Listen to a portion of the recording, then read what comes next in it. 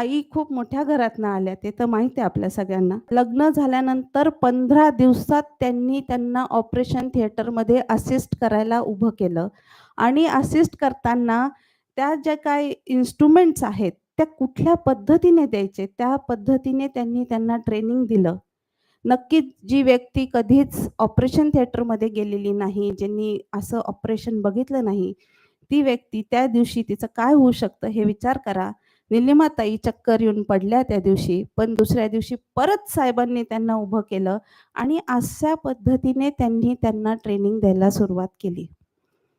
त्यांनी हे करत असताना आईला जो स्पेस होता किंवा जो व्हॉईस होता, तो कधी दाबला नाही. महिला म्हणून कायम त्यांचं मत हे त्यांना मांडण्याचं स्वातंत्र्य दिलं आणि ते त्यांनी कायमस्वरूपी शेवटपर्यंत दिलं. उलट्या अजून जबाबदाऱ्या टाकल्या आणि तू निर्णय घे. आईनी कधी विचारलं, की इथे काय करायला हवं?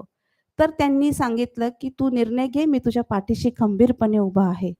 आणि हे एका पतीने जे केलं पाहिजेल, त्यांच्या पत्नीसाठी किंवा महिलेसाठी जसं उभं राहायला हवं, तिचं टॅलेंट जसं वर यायला हवं, हे त्यांनी त्यांच्या आईकडे बघितलं होतं आणि म्हणूनच त्यांनी आमच्या आईसाहेबांना, निलिमाताई पवारांना या पद्धतीने ट्रेन केलं.